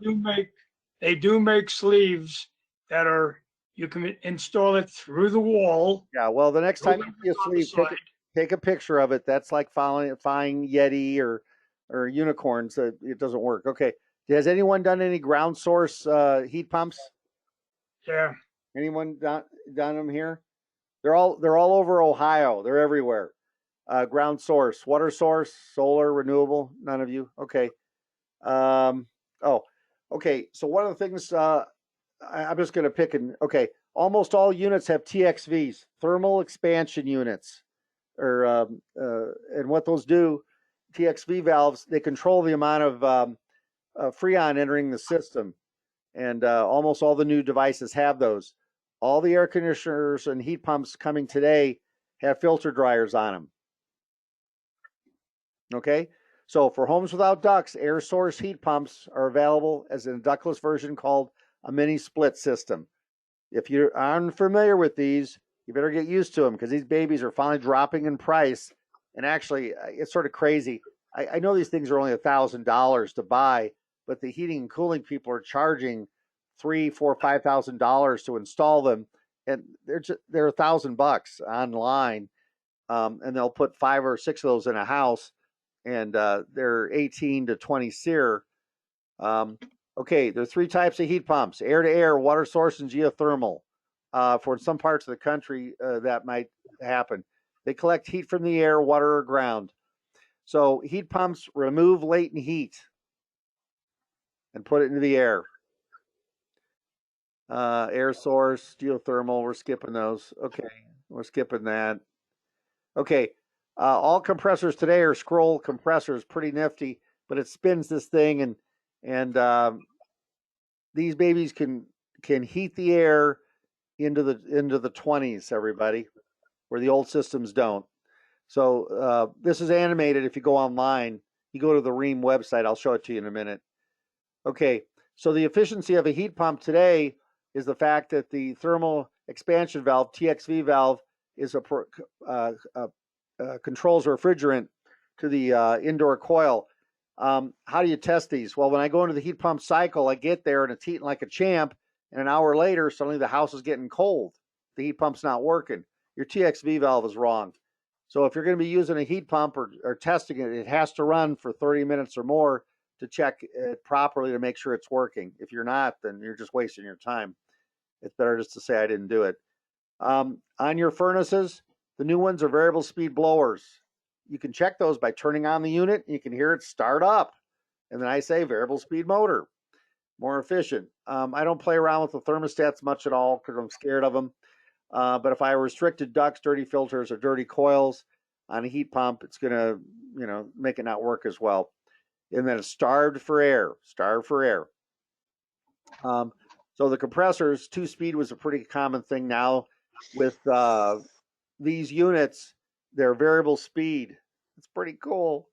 And the mini splits are designed to run that way. So here's our statement for you guys in cold countries so you can feel better. So in cold climates, they extract useful heat from ambient air as cold as 30 Celsius. That's 22 Fahrenheit. That's pretty cold. Is that below zero? Oh no, that's below freezing. Yeah, 30 degrees centigrade, that's way below freezing. Yeah, but what's 22 Yeah. Fahrenheit? Negative 22. Right. Yeah, either way, cold. Manufacturers include Mitsubishi and Fujitsu. One model provides heat at 35, but the coefficient of performance drops to 0.9. That says resistance heating would be more efficient. Yeah, I know. They're telling us they work, but they're so flimsy, they just don't heat the air. Does everybody understand? They're lying to you. It's like buying a car and saying we're getting 30 miles per gallon, get into it, and it gets nothing better than 10. You're going, how do I get that? Well, it's a windy day downhill. But I wanted to show you this. This is from the Rheem website where they're talking about that. Okay, heat pumps, air conditioners, any outdoor unit. I need proper clearances. This is generically. I need a minimum of 12 inches on 3 sides. Why? Because that's what it says. Service side should be 24 to 40 inches on the top on a solid level foundation or pad. Elevate unit per local code. If you have a heat pump in a snow country, you have to be above the average annual snowfall. It's right here. Estimated snowfall level and adequate drainage of the unit. Use snow stand in areas where prolonged freezing are encountered. So what's happening to all these poor people back east that have heat pumps? They're freezing to death. So that cold freeze came in and it's all electric and they had heat pumps for heating. They're freezing to death. These units are covered in snow. They're freezing up. They just might as well shut them off because they're not going to work. So here's your elevated one. So this is for your area. It's elevated up off the ground, off the snowfall heat pump. When I stare at that, I can't tell the difference whether it's a heat pump or an air conditioner. The only way to test that is turn it to the heat cycle, walk outside, put my hand above that coil there, and I should be feeling what at that location outside in heating? Cold. Cold. Now, I have to be able to extract cold from the air or latent heat on the inside. When that baby comes outside, it has to be 10 degrees colder than the ambient air. That's how it functions. And when it's too cold, it freezes. So you'll come out and you'll see that heat pump all frozen up. Okay, this is a multi-level house. What's missing here? Siding. This vent's coming out here. Here's my basement. If you have basements in your area, this window can't be higher than what height from the floor inside? 44 inches. 44 inches. Boom. That's how it works. If it's more than 44 inches, I need a window well here with a climbing ladder to make that 44 inches work.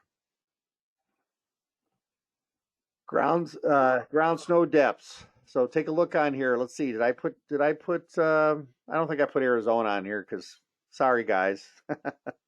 In snow area. But I thought what was quite interesting is back east, Casper, Wyoming. Let's see, what's the big one here? Oh, here we go. Beckley, West Virginia is 51 inches. I don't know where that is, but it sounds cold as hell to me. Here we go. Minneapolis, St. Paul. Let's go there. It's 50 inches. I'm not sure how tall that is, but that sounds like a lot. 2 inches more than 4 feet. Thank you. Yeah, it's 4 feet high. That's above the doorknob on your doors, guys. Okay. Okay. So your heat pumps and compressors and everything else must be level to within 2 inches, or that's 3/8 per foot per compressor manufacturer specs. I can almost tell you the new scroll compressors, they can work on a hillside practically, but they're supposed to be level to within 3/8. This comes from the Rheem website, and Rheem, their technical manual. This is where this is from. Low voltage must be separated from high voltage. What's that mean? Well, thermostat wire. Okay, so for your electrical, for your furnaces, we talked about the SRU, and then Harris, I want you to talk about the wiring per the rating plate by the manufacturer. When it says I need a 50 amp fuse, what does it mean? Go. What happens is on the manufacturer's plate, it'll tell you the running load amps, the lock rotor amps, and it'll give you the size of the circuit breaker, minimum and maximum. So it'll tell you the size of the breaker based on the size of the motor. Hey, Harris, So- let me ask you a question.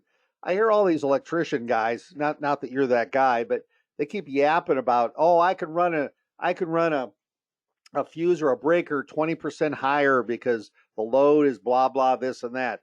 Is that really true, or do I have to follow what the manufacturer is telling me? Well, you have to follow what the manufacturer says, but the code says it's 125% over running load amps for starting Okay, I wish up a motor. you wouldn't have said that, but I like what you're saying. Do I know, we have to follow the manufacturers or the code? yes.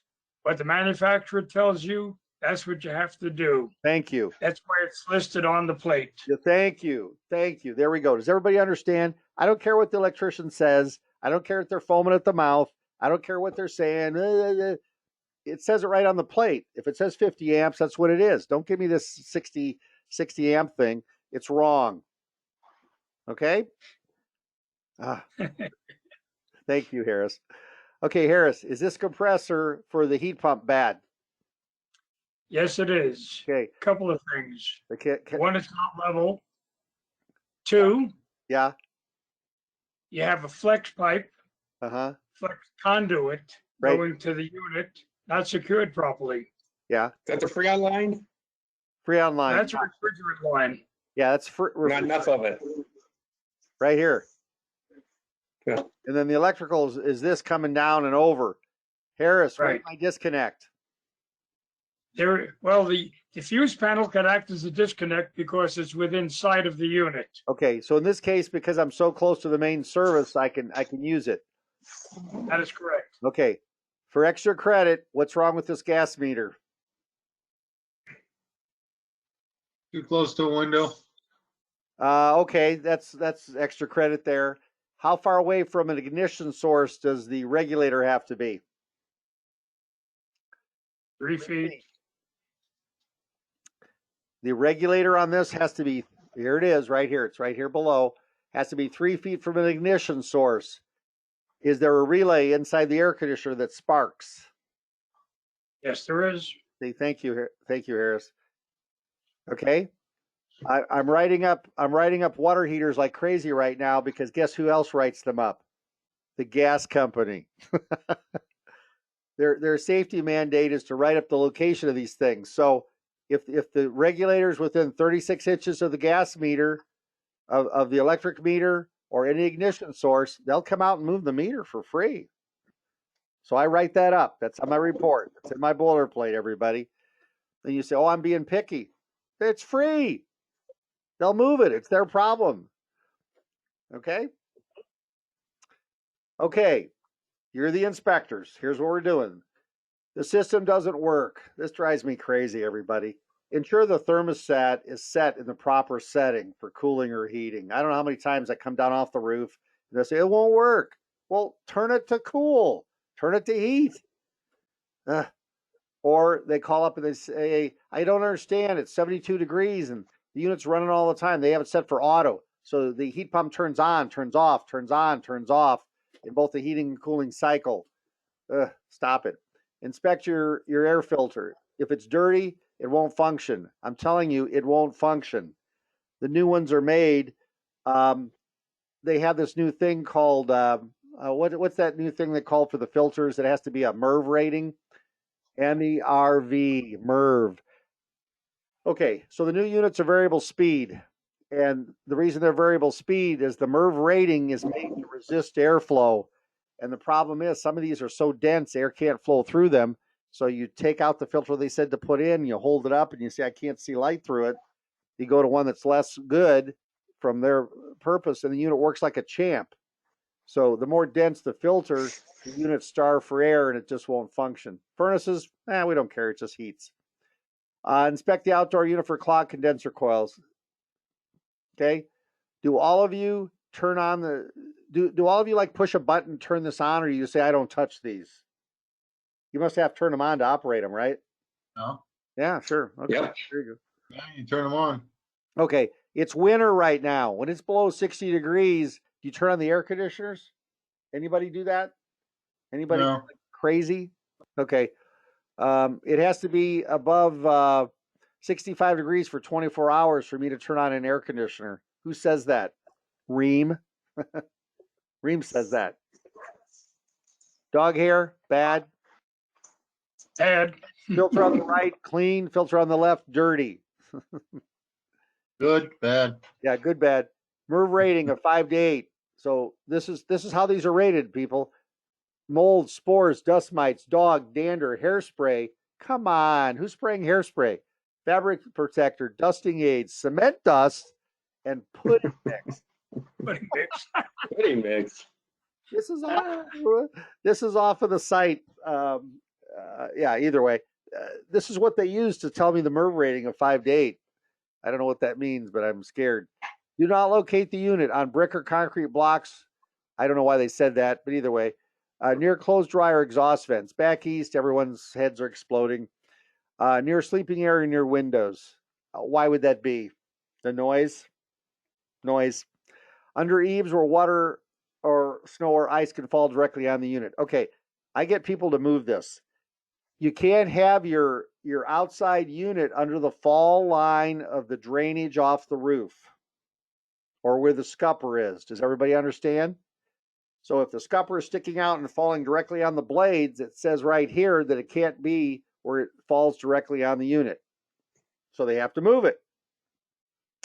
Okay, I can't have a clearance of less than 2 feet from a second unit. Wait a minute. Why 2 feet? 12 inches on each side. 12 inches on 12. each side. I know. I write this every time I see 2 units and their heads are exploding and they go, how do you know that? Well, let's open the book. And the book has a double-headed arrow and says must be 24 inches. It's 12 inches on 3 sides. So if I have 2 of them, it must be 2 feet. Okay, 4 feet on top of the unit. What does that mean? It means I have to have 4 feet for air to blow off the top of this unit. So if it's under a deck, is that 4 feet? No. In an alcove? No. Okay. Fiberglass. Here we go. This product may contain fiberglass wool. Disturbing the insulation during installation maintenance will expose you to fiberglass wool dust. Breathing may cause lung cancer. Fiberglass wool is known to the state of Arizona to cause cancer, but we're going to put it inside your unit anyway. Fiberglass wool may cause respiratory, skin, or eye irritation. To reduce exposure, consult material safety data sheets. Okay? Generically, it's telling you fiberglass is bad for you. Right there. Okay.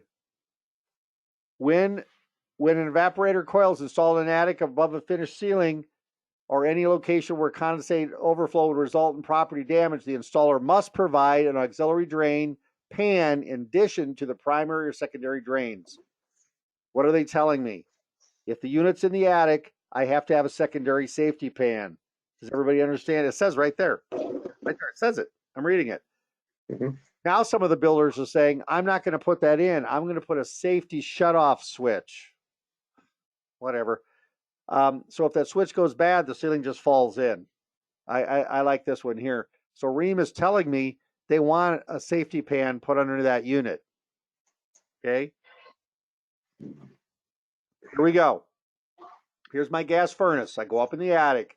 I'm going to go ahead and turn it on. I'm checking my flue pipe. That flue pipe has to be what? Type B vent. I can't use any single wall flue pipe anywhere in an attic ever. What's the word for that? Ever.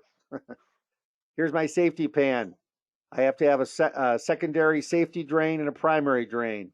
As I come down to my air plenum, here it is. Here's my ductwork. I always have this unit turned on when I crawl up in there and I'm checking for airflow and air leakage and all this stuff and seeing what it's like. I remove the cover and the fan should go off. This unit here is hanging from the ceiling. Do you see this pipe here and this chain?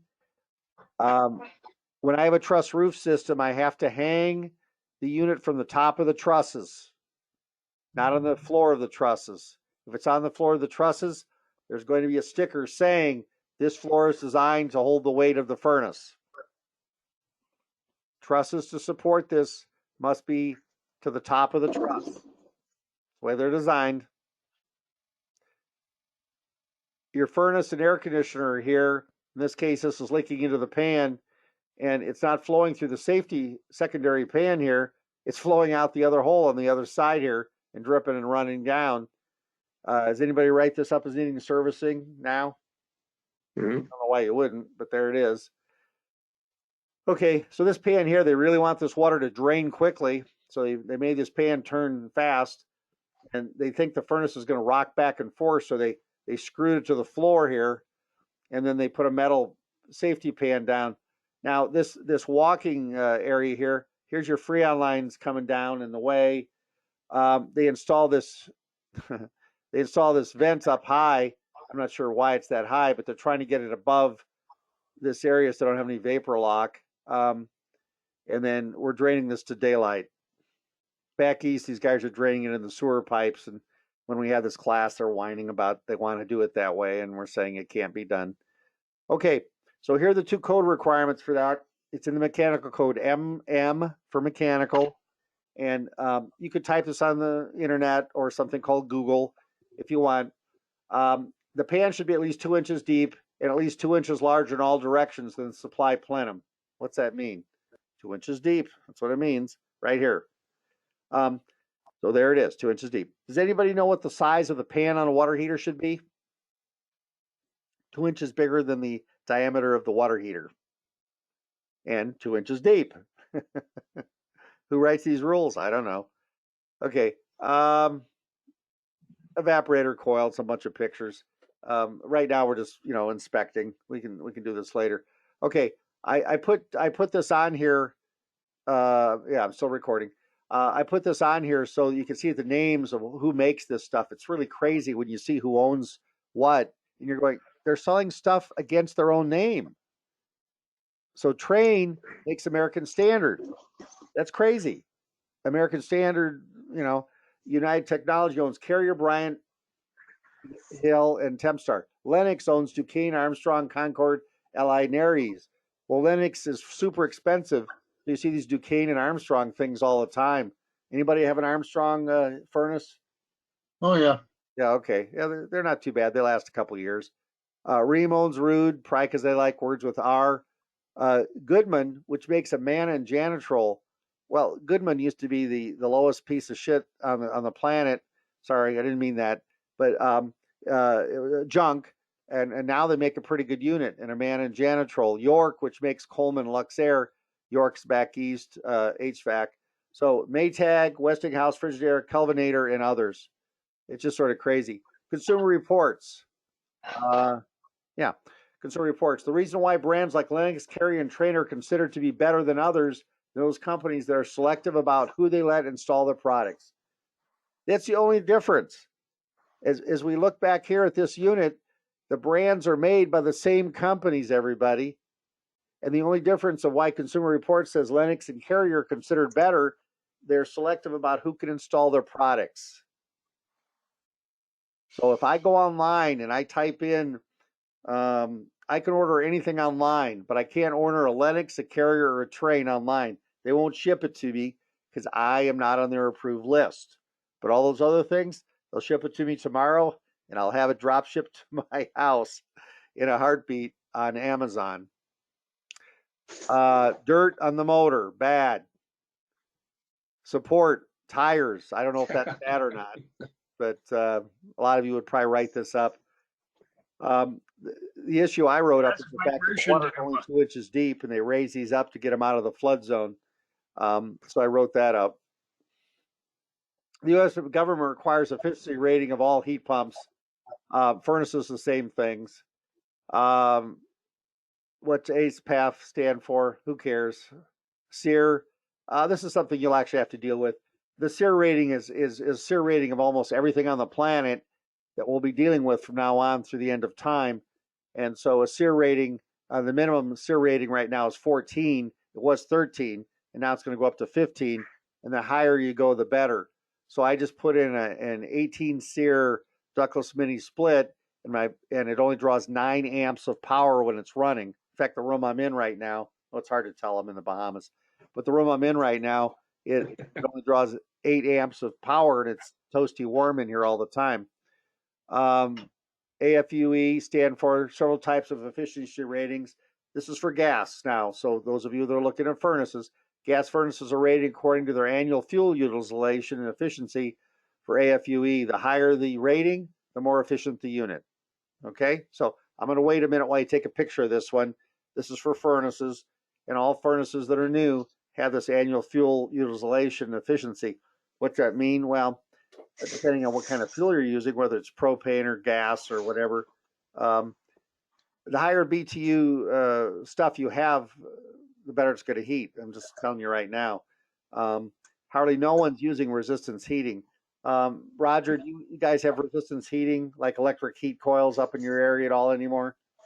Yeah, on houses that were built back in the 70s. Yeah, okay. Well, those people are crying because their bills are $800-900 a month, and they probably have second Yeah. or third jobs to pay for their bills. Yeah, there's fewer and fewer all the time, but Yeah. yeah, they're still out there.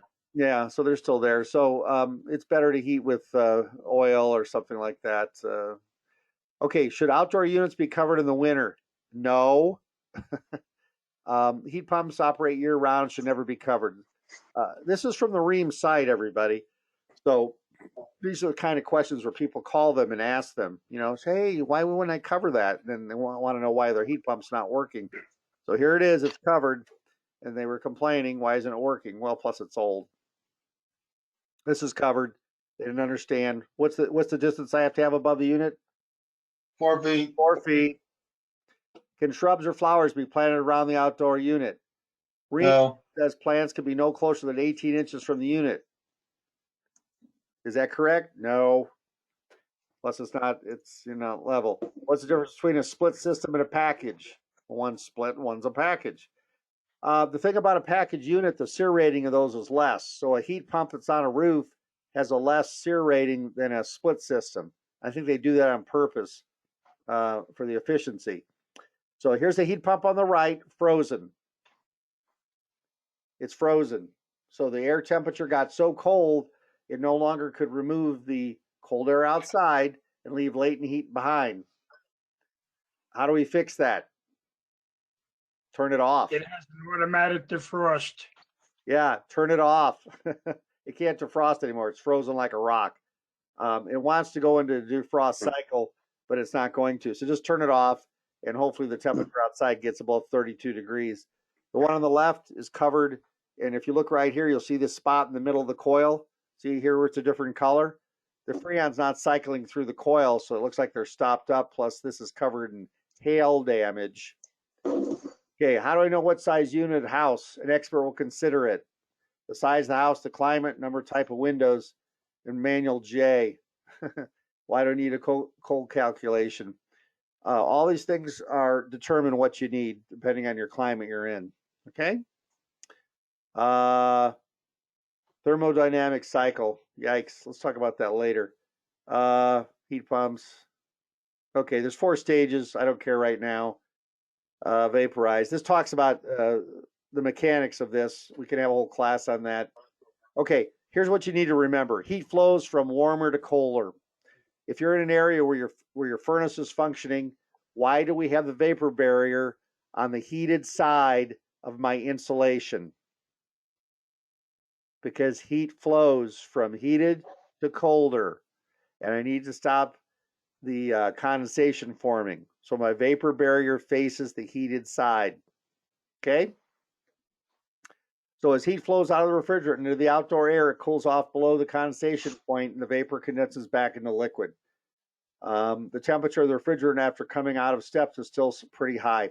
So in the heating cycle, the air coming out is colder than the air. That's why it tends to freeze by 10 degrees. The opposite is true. When my air conditioner is running, the latent heat that's removed, if it's 100 degrees outside, the air coming off the top of the unit is going to be 110. But when it gets really hot up 110 or 120, it's just not going to cool anymore because there's no way to get rid of latent heat. Okay, heat flows to warm to cold. Okay, last year was where we switched from R22 to 410A. Is anyone putting this on their reports? Is anyone writing down? You're making a note of this? Again, back east, these guys are crazy. I don't understand. They don't care. They don't put this on the reports. They don't write it up. And I said, well, do they complain? Oh, yeah, they complain all the time. People move in and it fails the next day. We just tell them, don't call me anymore. And they hang up. I don't understand it. But either way, here we have to write this down, everybody. So how 410A works is the pressures are 60% higher than R22 pressures. 60% higher. So a ductless mini split is operating at 300 PSI. It's crazy high pressures. So a pressure cooker allows water to boil at what? 240. because it's higher pressure. Okay, so the pressure cooker. 100 degrees maybe. Yeah, right. 109 instead of 200. Okay, everybody. There's our heat pump. Sensible heat, latent heat, hidden heat. Oh, okay. Here we go. Latent heat's what you all need to understand. Latent heat is what I want to get rid of. Sensible heat is the cooling load calculates the heat pump size. I walk into a room and I say, hey, what's the temperature over there? And you look, you go, it's 70. I like it. Okay. They use a dry bulb thermometer, whatever. You walk in, and if it doesn't seem to be cooling, we got a problem. So here are the 7 factors for almost everything you're going to look at. Outdoor location, indoor unit blower speed, proper equipment evacuation, supply and return air, refrigerant charge, system air balancing, indoor airflow, diffuser and return air grill. If the return air is compromised in size, the unit's not going to heat. If the return air is compromised, it's not going to heat or cool. So if I go into a bedroom and I let go of the door and the door slams shut, that room isn't going to heat or cool because I need to have adequate airflow in and adequate airflow out. Okay, we are down to the last 2 minutes here, everyone. Does anybody have any questions? I notice no one likes to type, and all of you seem to be mutes. You didn't have any questions. Either you know everything or you're going, man, what the hell is he talking about? Does anyone have any questions? We are going to do a class every Tuesday for the next month and a half. The classes will vary as we've done. The next class is how to run your business and help stay in business during COVID. Then we're going to go to plumbing, roofing, and back to electrical again on another class.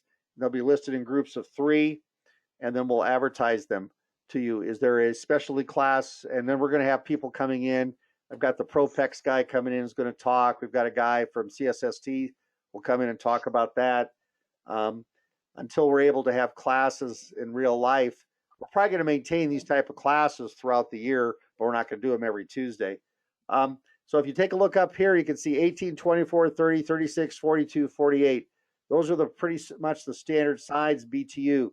The builders of these units are screwing us over because they're coming out with like a 34 or a 40. They're changing the numbering system. And on commercial units, one thing I just learned, I didn't realize it, they'll put a 48 on there. That's the unit number. It has nothing to do with the BTUs. You have to look it up onto a chart and see what the number is for the number of BTUs for the heating and cooling. It's called a unit 48, not 4 tons on commercial. Anybody have any questions? Those of you that signed in, you'll get your certificates on Friday. And those of you that were here for the last class, if you could check and let me know. If not, Gina's been doing a great job. She's snowed in somewhere back east right now, so she couldn't make it back. Any questions? None? Okay. I want to thank I have one about air conditioners. Here, who is So they're 2 ton, 3 ton, 3.5 ton, whatever. Uh-huh. Are they? And now they're starting to put them out, like you said, in between like 3 and 3/4 tons. Or Yes, you know why they're doing that? They're variable speed. The but variable speed. but does that basically? There's no way to really guess and make sure that it's correct tonnage anymore, because it could be like a 3 1/4 ton and be able to do a 4 tons job. Well, yeah, they say that, but I still write it down and I say this is a 3.5 ton, the standard. Here's the problem, guys. They're making all these things because it's uncomfortable unless there's airflow. So there for a while they were trying to make it so that they wanted the units to shut off. Now on ductless mini splits, they make the fan run all the time. So the air is moving, so you're not like suffering. So one of the things they found is as humans, we like to have airflow. So your blower unit might turn on, your air handler might turn on and run for quite a while before the unit starts to heat or cool. And that's how they're making these function. But generally, these numbers are going to be pretty right on. They're not changing too much, but they're variable speed. So that's why you'll look on there and you'll see a weird number because they're variable speed. Okay? Yep. Thanks. Other question? And then, you know, I'm just going to scroll through here, so then it'll record these, and it'll have it. You can always slow them down. 410A, the refrigerant, R22, but I'll just scroll through. A lot of changes are coming around in the code now. They change it every 3 years, so you're going to have to be a little more nimble in learning things. We're not code compliance inspectors, but one of the things we're doing right now, we're contacting the different code places, like in Phoenix and Tucson, Pima County. I did one the other day where I wrote down the word Tucson. It was in Marana, so I had to look up the Marana code in regards to. I was doing an ADA compliancy inspection, and so Marana has this one little nuance difference, so I had to change what I wrote. Anything else, anybody? Otherwise, we're going to call it an evening, and thank you for coming. Did a great job, Rick. Okay, thank you, Good everyone. job. Have a good evening now. Bye-bye. Appreciate Thanks, it. Rick. Thanks. I'm in Hawaii. I'm not in Hawaii. I'm just kidding. Bye. Bye. Bye. Here we go.